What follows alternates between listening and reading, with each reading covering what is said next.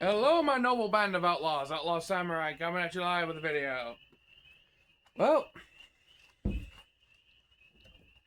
we finally have the sharpened test cutting of the Nodachi. The very astute among you will note that this now has a duct tape grip on it. As those of you who have watched the deconstruction video saw that I took this apart, I am very unsatisfied with the tang. There will be cleanup on the tang once I get to taking this thing apart. But for the time being, at the very least, the duct tape will serve its purpose.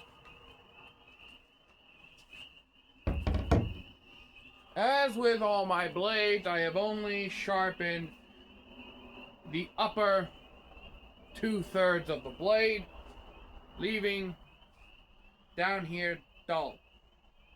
Where the Sharpie mark is up is the sharp portion. And we'll start with the simplest of bottles and kind of upgrade the cutting from there. Any further ado, dumps, and probably shouldn't. Let's get started. First, very tip cut. Ooh, that was smooth.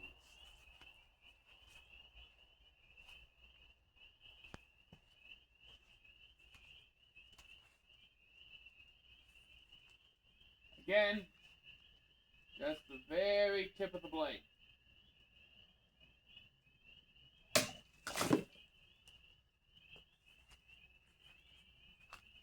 This thing has so much weight that I'm literally just letting it free fall and then swing up.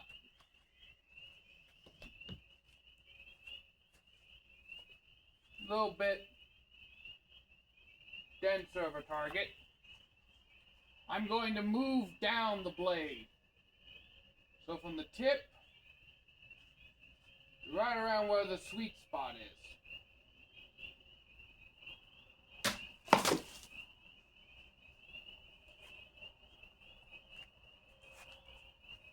It's just popping these.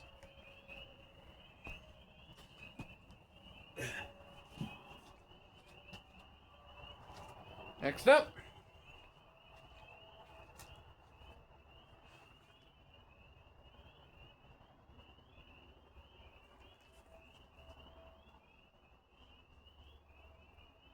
I'm going to actually attempt a flat slash and see how well it does.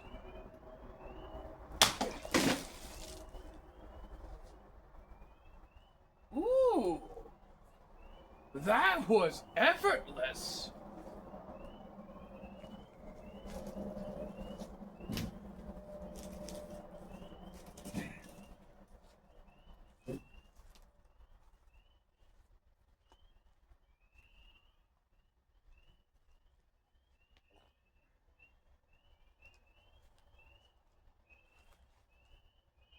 Upwards, part of the die. Whatever this direction is. Ooh. Oh, that's disgustingly accurate.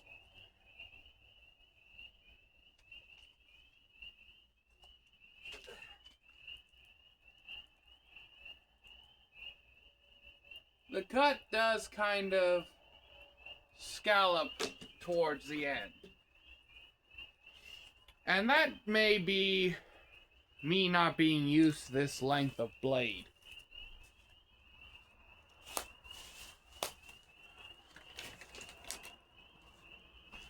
We're going to move down the blade now.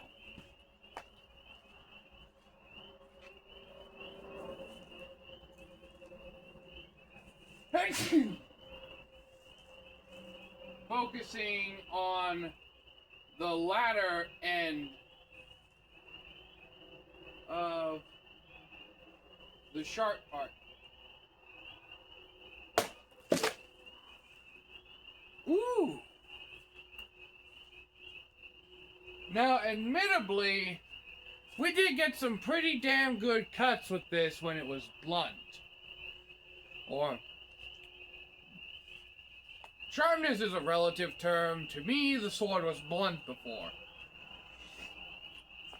But, as I am cutting with this, I feel no resistance in the cut.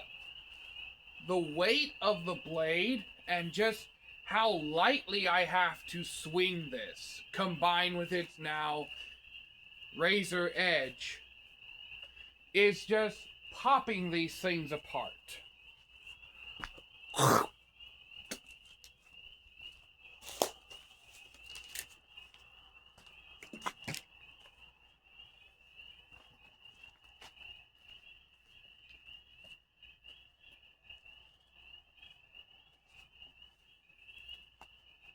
One-handed.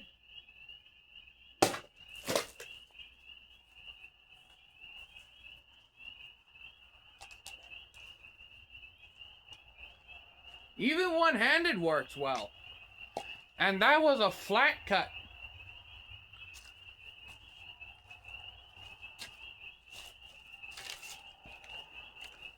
Now, I hear some of you in the comments already saying, Outlaw, this is not a sword you should be swinging around one-handed. And generally, you'd be correct.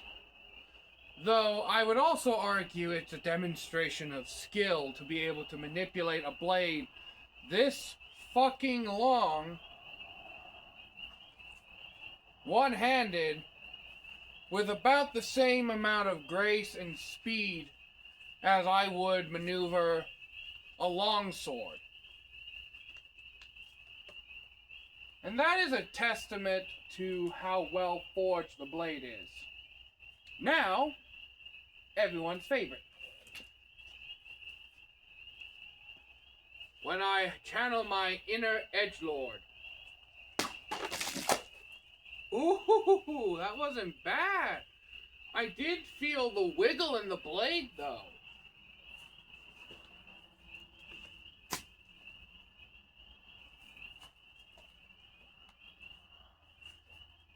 Did a little kusanagi there.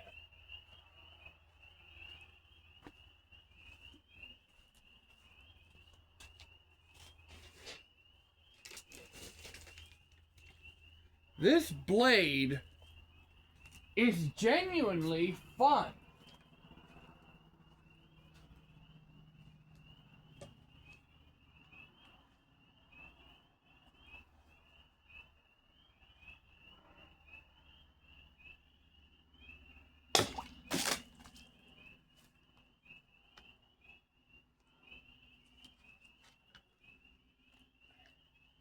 Ooh, that's a clean split.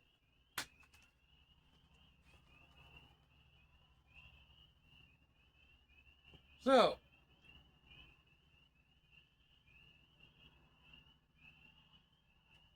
what are my thoughts on the blade now that it's sharpened? I find it cuts a hell of a lot better. I don't need to put nearly as much force into the cuts as I did before.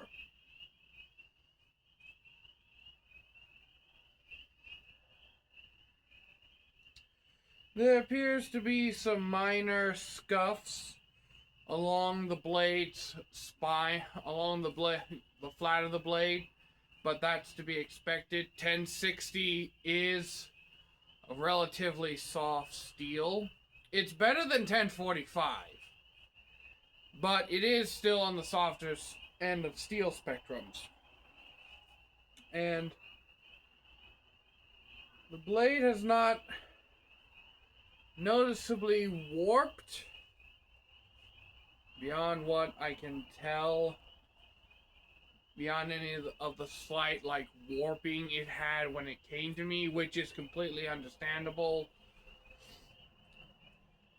given how long this sword is, I would actually be more surprised if the blade was perfectly flat and straight on all the planes. Especially since I'm going to roughly assume Tone Death spent maybe 200 on this? 300?